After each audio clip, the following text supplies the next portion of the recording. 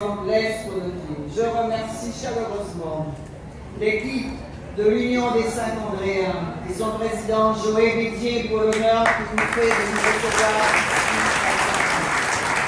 Je vous remercie, chers camarades, d'avoir répondu présent ce dimanche pour marquer la force que représente notre mouvement, montrer la diversité de notre famille politique, l'ampleur de notre mobilisation et notre détermination à nous battre pour que cette terre de la Réunion que nous chérissons, eh bien, nous travaillons pour elle, pour le progrès, pour le social, pour l'humain.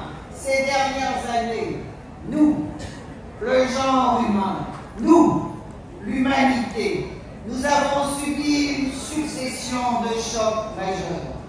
Et je citerai en vrac les crises économiques, les crises sanitaires et la Covid, et ici, chez nous, du chikungunya, la guerre en Europe, les crises alimentaires et énergétiques qui en ont résulté, l'inflation galopante, la montée des extrêmes droites, l'aggravation de la dette, ainsi que l'urgence climatique qui provoque des morts et des destructions à travers le monde. Nous avons vu Chido, nous l'avons vu avec Chido, nous l'avons vu avec Carence.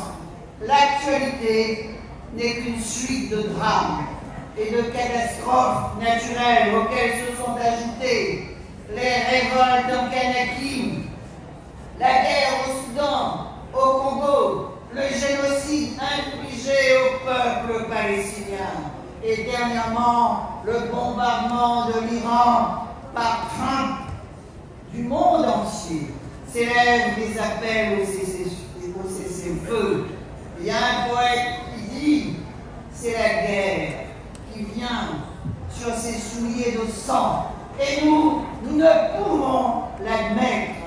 Et la guerre, les efforts, vous devez voir, les efforts, Trump est venu à la réunion de l'OTAN, les efforts qui demandent à l'Europe, au peuple européen, qui savent à ventre, sauf l'Espagne, pour faire des efforts encore plus importants pour la guerre, pour l'armement, alors que l'on demande aux Français de faire des sacrifices et que l'on revient sur des conquêtes, sur des acquis comme la sécurité sociale, comme la retraite, on revient là-dessus.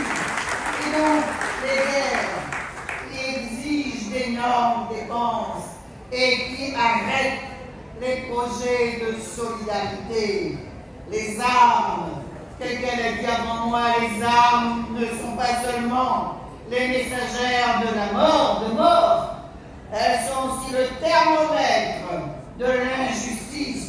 Et l'injustice est la racine perverse de la pauvreté. On ne peut pas parler d'armes sans parler de profonde injustice qu'elle provoque et fait perdurer le privilège de quelques-uns aux dépens de beaucoup, aux dépens du peuple.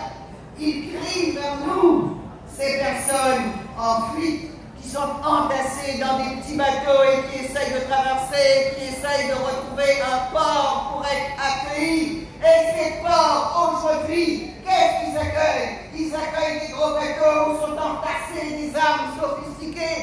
C'est cela, cette politique que nous combattons, que, en grande majorité, les peuples combattent. Dans un monde où des milliers de familles vivent dans des conditions inhumaines, et l'argent dépensé et les fortunes gagnées pour fabriquer, moderniser, entretenir, vendre des armes toujours plus destructrices sont à un attentat permanent. Mesdames, Messieurs, nous ne pouvons accepter cela.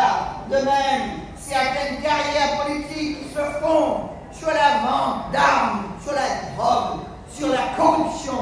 C'est cela aussi que nous devons combattre, mesdames et messieurs.